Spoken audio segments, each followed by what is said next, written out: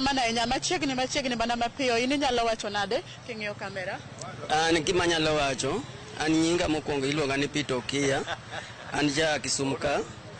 Gima nyalo wacho maduong', jo Kenya onego bed sober, ma ging'e ni wach education no en gima duong' sana e piny ma Kenya ni.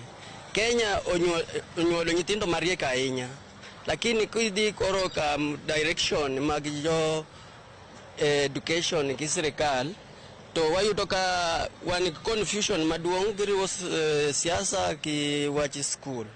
Koro gima nyalo wacho, gik moko matimore piny ni wasunge kelo ng'ato kichako gitemo gi Kenya kae. Gino okomora nga nikech kata jo Britain no temo CPC ni to tamogi. Koro gibiro Kenya kae kitest mokineni watim nang'o. Ka kidwa ng'eyo ni koro kiloko wa Kenya jomofuo, to kiketo minister mar Kenya ogero kilas mokwongo to kia ni walimu madhi puonjo skul no ere.